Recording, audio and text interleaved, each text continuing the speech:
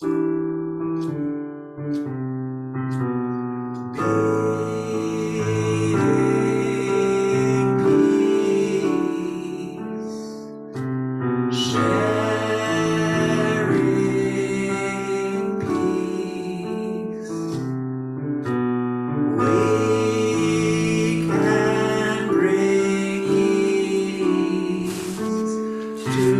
all we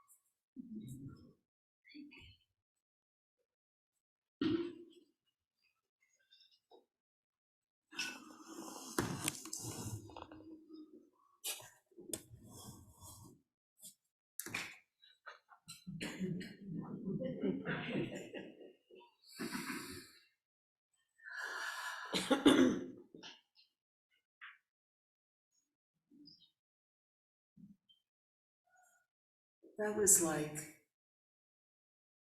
a gentle shower on a spring day.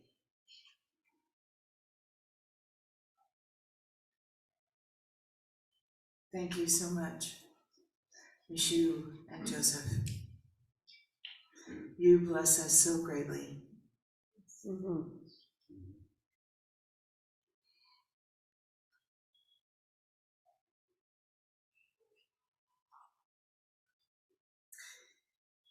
Good morning every day. Good morning. Good morning. I'm Rev Ann Rea, and I get to let you know, and I get to remind you, and I get to remind me about how joyfully privileged I am to serve with you as your senior minister. Yes. At the Santa Fe Center for Spiritual Living in Santa Fe. No. How about the everyday? Oh, sorry, the Everyday Center. Uh-oh. Whoops! Yeah, what did you say? That was a whoops. Well, they're all in for a good laugh. Yeah. Anyway, I am very excited, especially today, to answer the question, why not?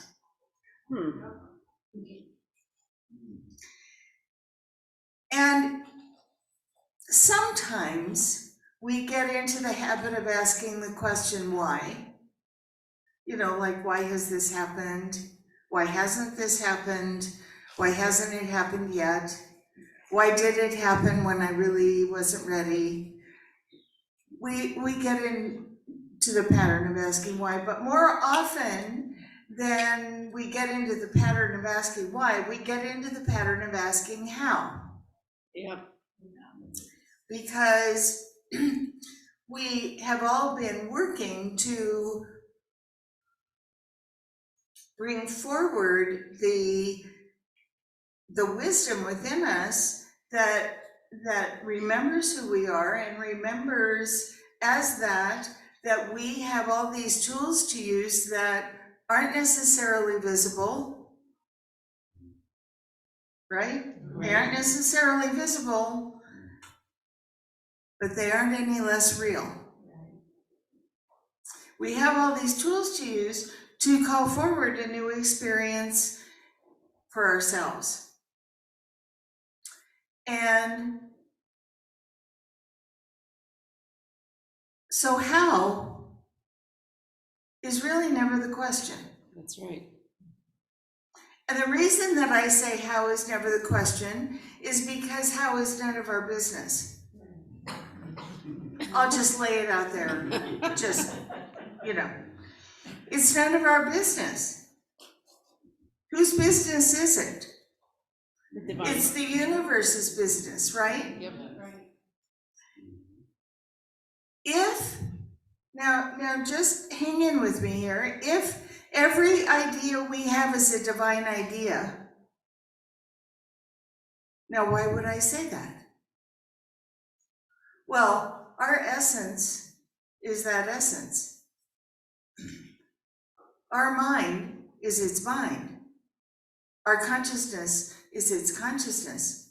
And so if every idea we have by its nature is a divine idea, is sourced in that same thing,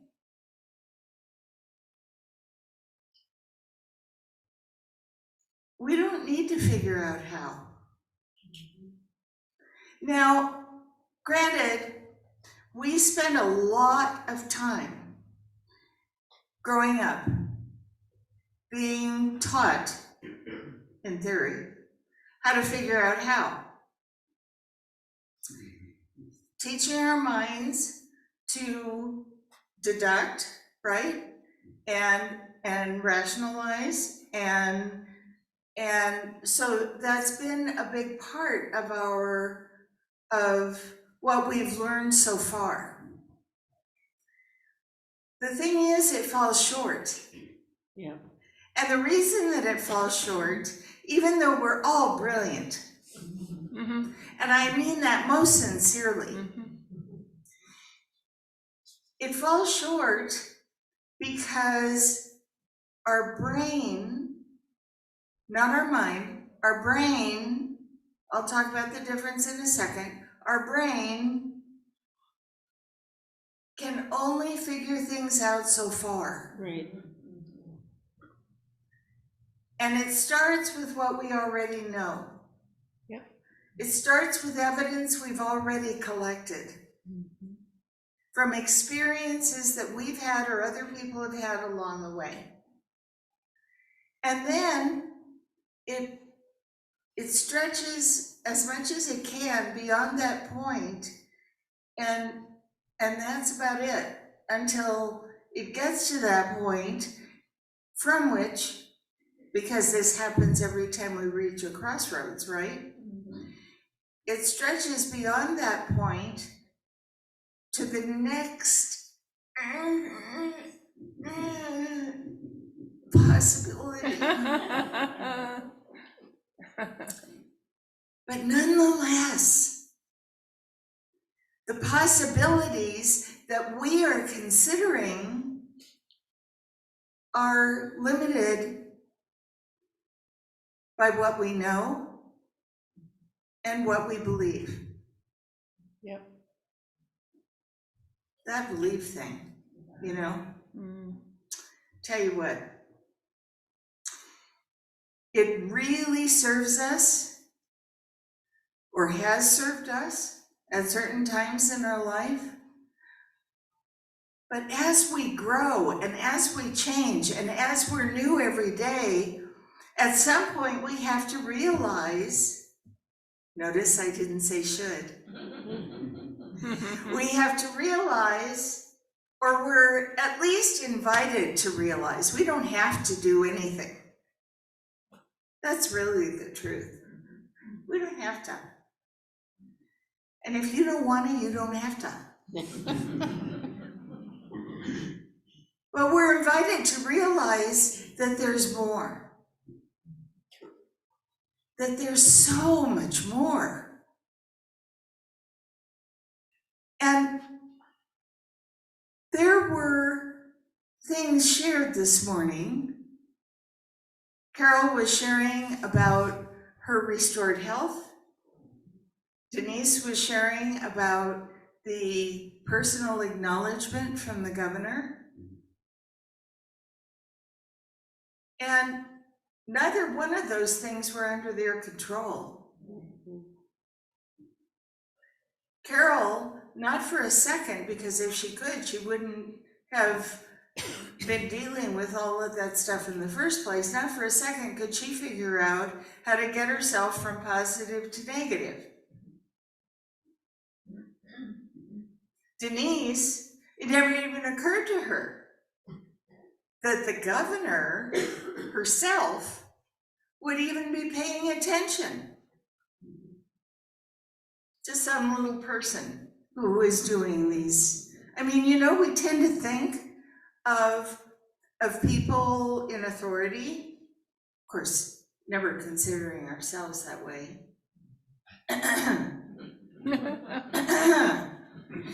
Anyway, but people in authority, you know, why would they pay attention to anybody that's doing this, you know, even though it's an important job that's contributing to the outcome of this task? Why not? Why not? So if we take our mind, our brain, off of the how, because our brain has become really attached to how in most cases, until we kind of catch it and we go, oh, wait a minute. I'm going to turn the how over. I'm just going to turn the how over. I'm going to release it. I'm going to lift it up. I'm going to carry on and just let the how work itself out. Holy moly. What kind of great things might happen then? So that's where why not comes in. Now, if by any chance there is anything going on from our past, let's say, about worthiness, you know, we would prefer to have our bodies feel strong and whole and healthy. Always. Always. Where nothing has anything to do with that not happening. Not age, not family history, not generational stuff. Nothing can get in the way of us feeling fabulous. Vibrantly, radiantly fabulous. Why not? Because in order to get into the why nots, in order to get into the knot of the why not, you have to get into all of the reasons and the justifications and the judgments and the criticisms and the history. Right? Why, even medical science says that if you have this diagnosis, man, your chances are slim. Now, I'm not saying that's a joke. It's not a joke. What I'm saying is slim is good. Slim is good. Because slim reminds us, why not?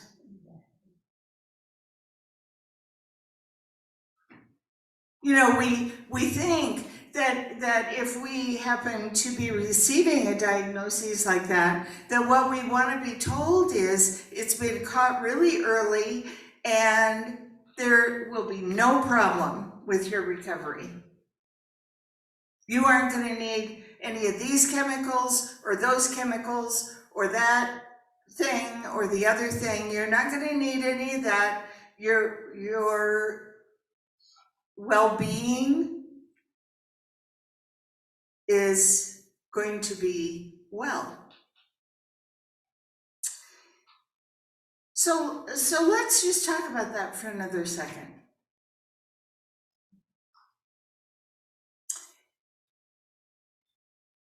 The well-being being well is a done deal.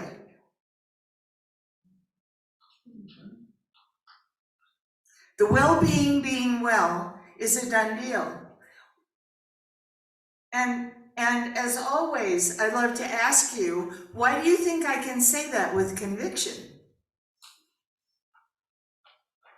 Because we are whole, perfect, and complete as the divine beings that we are. And nothing can alter that. Nothing can add to it other than our decision, and nothing can take it away. Yeah, but I hear it. I hear all the brains in the room going, yeah, but, you know, this happened to this one and this happened to this one. And I understand. And what did they believe? What did they believe was possible? We don't know. What did they even want? We don't know. Right. We don't know. But we better make up our minds what we want. See, I didn't should again. Because I'm just gonna speak for all of us, hope you don't mind. I'm just gonna speak for all of us that we all wanna be in a place where we say, why not? Yep. You know, we need this thing to happen, or this thing to manifest, or this thing to go from the appearance of unwellness into wellness, or we need whatever. Really, we don't have, nor can we write a list long enough to include anything that cannot and will not be done, Right. because there is no such thing. When the answer is always yes. So, you know, we may have had experience growing up with an understanding of a higher power, God. They wouldn't have called him George. I call him George. The universe, spirit. Many of us did not grow up with an understanding of that, of what we were taught was an entity. Not an entity. It's an all. But anyway, we were taught that it was an entity that had preferences and made choices, and it seemed like half the time was really ticked off, and so we were taught, possibly, that we better be good, which was pure manipulation. We better be good or else. Yep. And of course, it wasn't an authority figure like a parent or a priest or a whatever that was saying this. It was the divine that was saying it through them.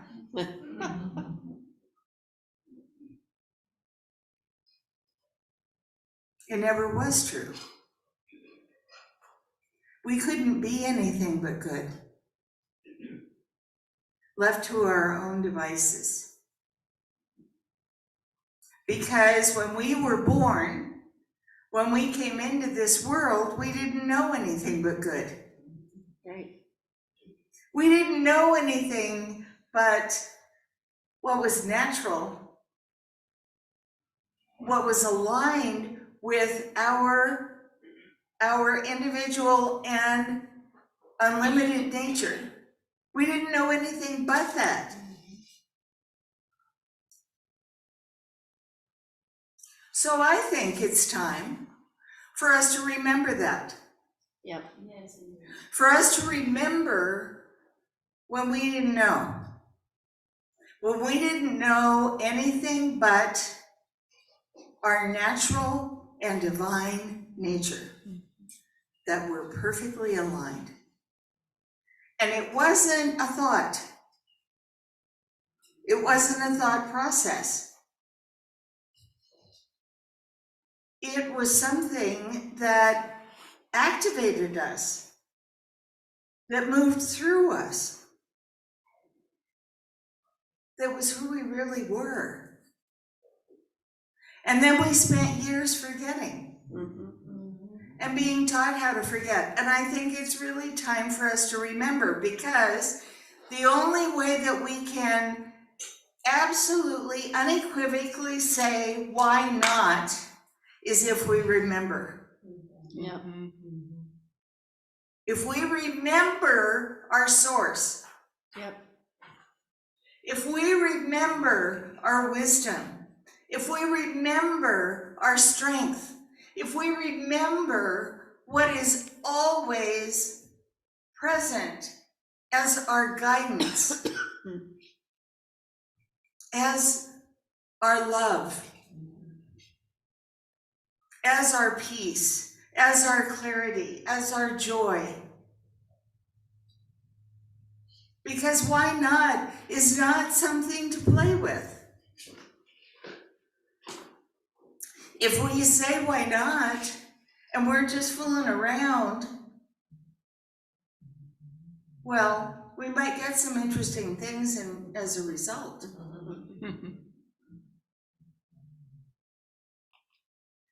What do I mean by interesting things? It's like looking at a menu. It's being in a restaurant and looking at a menu and handing it back to the server and saying, oh, just bring me whatever.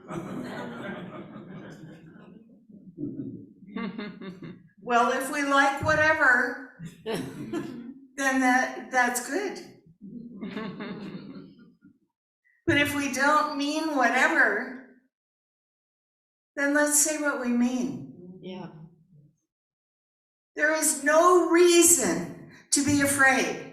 There is no reason to hold back. There is no reason to think it's too much to ask. There is no reason for any idea about limitation whatsoever. Amen. Because what's happening, let me tell you what's happening around you. What's happening around you is that this one life, this one power, this one presence, this one love, this one kindness, this one generosity is ever present with you and is going, are you kidding me? Why in the world would you order whatever? I don't know what to do with that. So we'll just have something show up. Why would you do that? Why would you limit yourself, criticize yourself, judge yourself, be unkind to yourself, be unloving to yourself? For 1 second, think that you are anything but my beloved. What's up with that?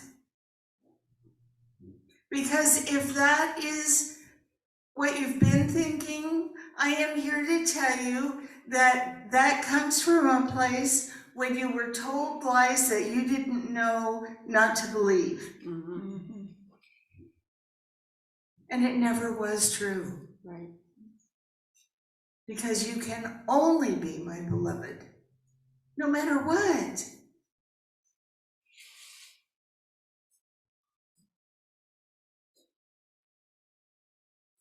We have a close friend who is job hunting right now. And she just recently spent the better part of a week with us. And she was dreaming big about the life that she has in mind for when her circumstances change.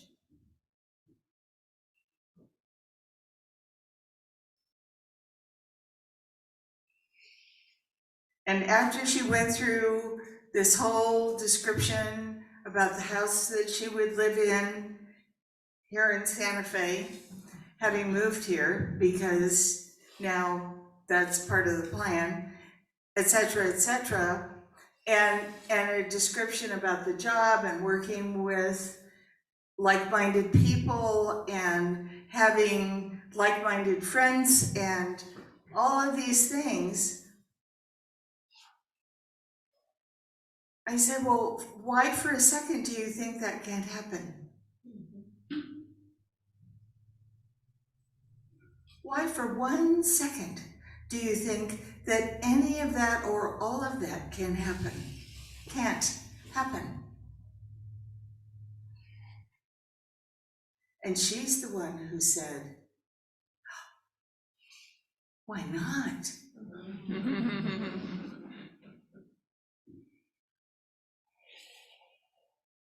So your homework for this week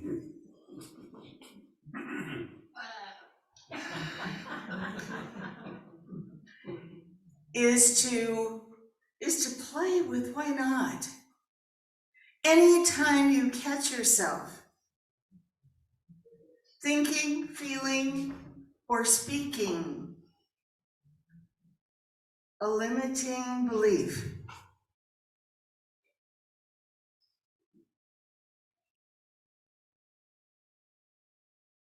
well, first of all, when you're thinking, speaking, or feeling a limiting belief, what are you doing? You're making stuff up. So make up its alternative. If you're gonna spend the time to make stuff up, at least make it good. You know? And then say, why not? Why not?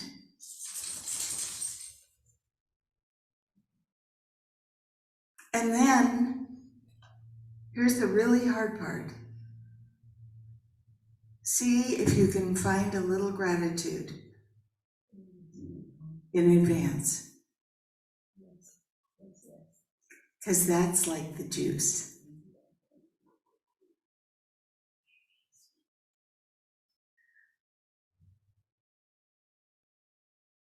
So right this moment, I am affirming for, with, as all of us.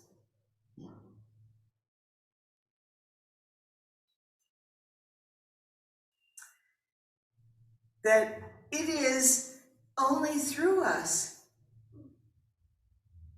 that divine manifestation can happen. I'm just simply acknowledging that. And if that is going to be the case, and if we want that manifestation, that demonstration to resemble what it is that we have in mind as a great life, as a healthy life, as a sustained life, financially, mentally, emotionally, physically, perfectly sustained. That I am affirming for all of us that our very first question is why not? Because it has already been given. And it is simply for us to accept. And so it is. And so it is.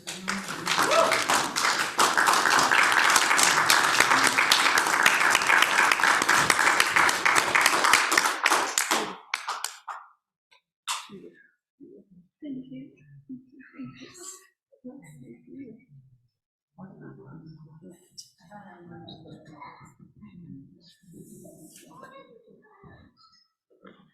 I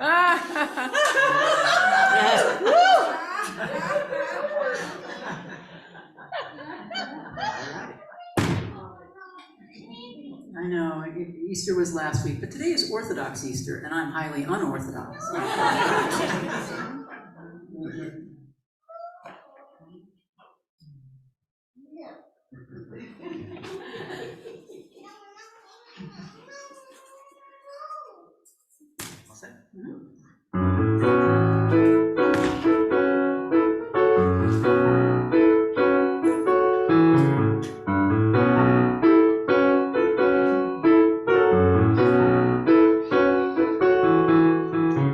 I came upon a bunny in the morning dew. We never